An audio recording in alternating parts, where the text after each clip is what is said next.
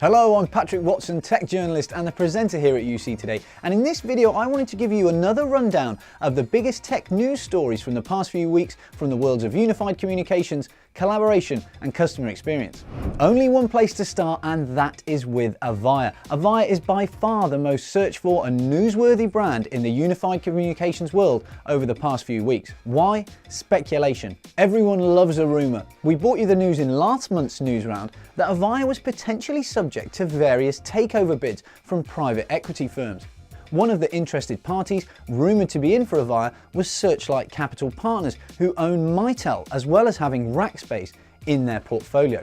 The story developed at the end of April when the Wall Street Journal published a report detailing that Mitel and its financial backer Searchlight were looking to offer roughly $20 to $22 per share for Avaya, valuing it at well over $2 billion. What would a giant merger mean like this for the industry? Both companies are on a journey of transformation, converting more traditional business models relying on premises-based solutions to be more software and services orientated. There would be a lot of synergies, but also a lot of areas of overlap. We're expecting further news on the successful bidder to emerge over the next few weeks, so make sure you stay tuned for any development. Next up, Zoom Video Communications. There has been lots of speculation this year about potential IPOs or stock market launches, but Zoom have already stolen the show. The estimated price of their shares was boosted in advance of its IPO on the Nasdaq on the 18th of April, and on the day itself the price massively exceeded the $36 estimate, reaching nearly $70. Since then the price has continued to rocket, with the shares now valued at nearly $80. So why are Zoom shares in such high demand? Well, the short answer is profit. Zoom actually make one. A lot of highly valued cloud innovators have high revenues but make a loss, whereas Zoom bucked this trend and made a profit of around 2% of its revenue in its last financial release. Couple profitability with huge revenue growth, it more than doubled year on year for 2018, and you have a recipe for stock trader gold. The current share price values Zoom at over $20 billion. This makes it one of the world's most valuable cloud companies. Not bad work at all. While we're already talking about valuations, the collaboration industry as a whole is going through a real boom, and that is reflected in the potential value of Slack. As the forefather of synchronous chat and collaboration hubs, Slack is beloved by users around the globe, and that appears to be the main reason that it's valued so highly.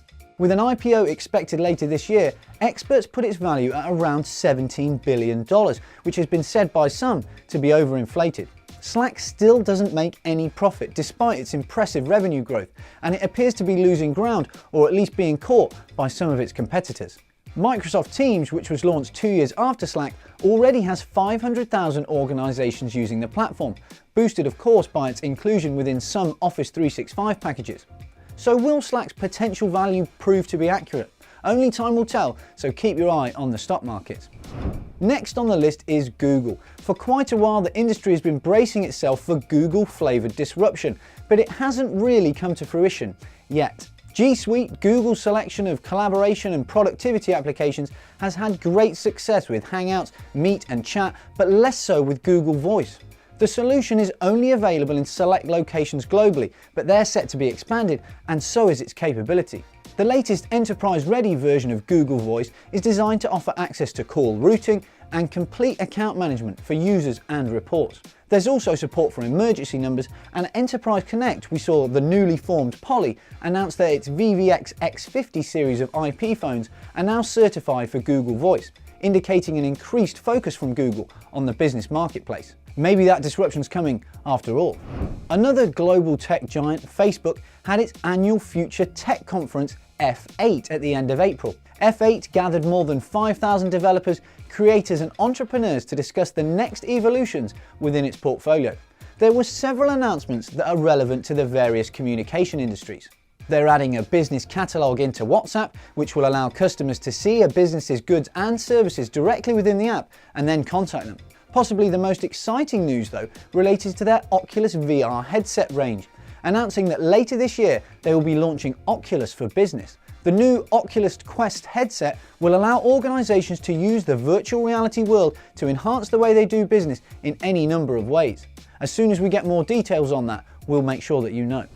That's it for this news roundup. This month at UC Today, we are focusing on call analytics. So a big thanks to this month's main sponsor, Redbox. There is a podcast available now at uctoday.com where we speak to them about how Redbox and their partners are enhancing call and voice data using artificial intelligence and machine learning technology. Well worth a listen, so check that out. This week we're attending UC Expo in London, which is the UK's biggest unified communications industry event. So make sure you keep your eyes peeled to the website and to our social media for all of the latest news and interviews with the industry's biggest names. Finally, the UC Awards are back and they're bigger and better than ever. The 2019 UC Awards will be recognising the industry's leading brands across 20 different categories, including Best Endpoint Solution, Best Newcomer, and the People's Choice Award. Entries open on the 1st of June, so to get involved, visit the website and download our media kit. Really hope you enjoyed this video. If you did, please don't forget to like and then subscribe to our channel on YouTube to get all of the latest breaking news, analysis and insight from the worlds of collaboration, unified communication and customer experience. For now though, a big thanks for watching.